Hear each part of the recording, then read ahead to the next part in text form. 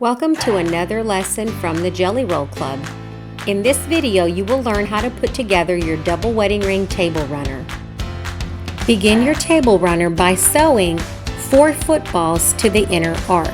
You will do that by finding the centers of each football and the inner arc and sewing them along the steep curve, making sure to match your squares on either end.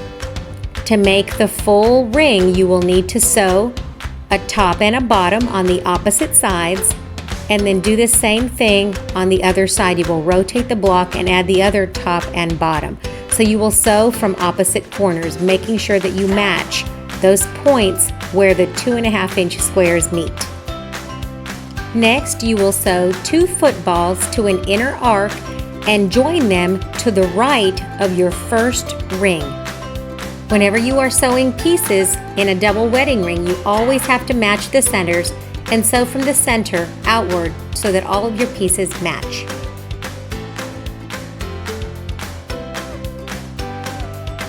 When you're making a traditional double wedding ring, pins are your best friends. So you always start pinning in the middle and you pin all the way to the outside edges. Some people like to pin the middle, then pin the outside edges and ease the center. If that's your preferred method, that works too.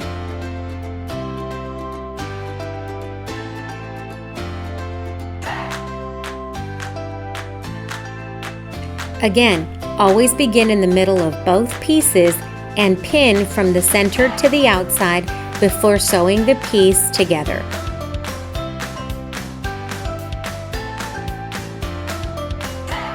Once you have pinned from the center to the outside, go ahead and sew with your sewing machine using a slow and steady pace.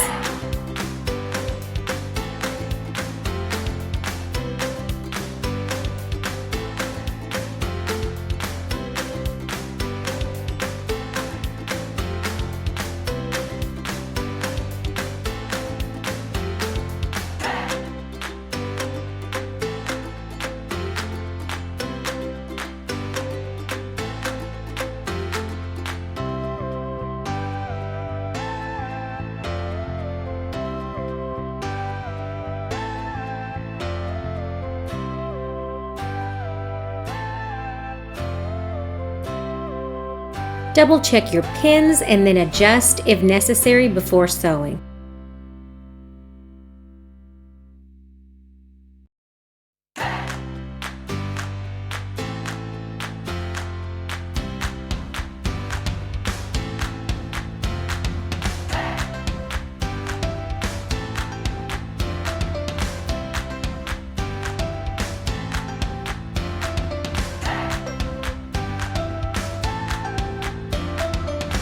One of the most important aspects of this project is being consistent in using your 1/4-inch seam, pinning everything, and using a template.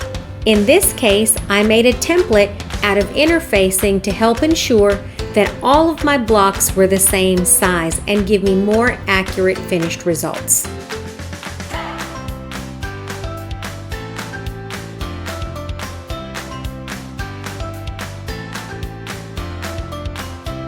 Cutting my pieces with scissors was a little bit time consuming, but my pieces ended up matching perfectly, so it was worth the extra time.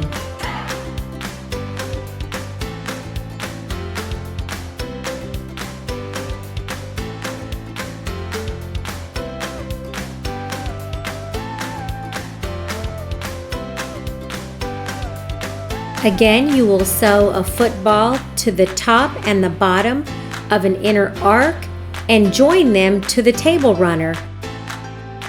At this time, if you would like to add the final football to the end, you can sew it on, or you can add this last section and then sew the football last. The choice is yours.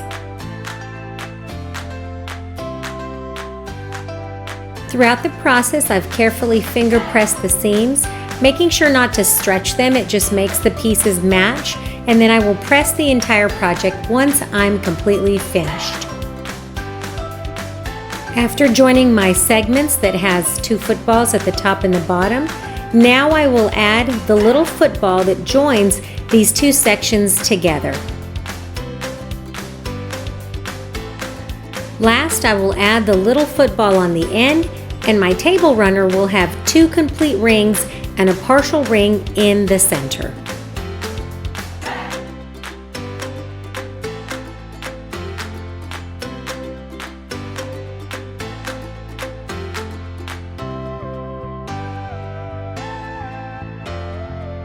The rest of the table runner is super easy. It's just a repeat of the first 2 or 3 steps that we did, so now you can just finish the rest by following these steps all over again.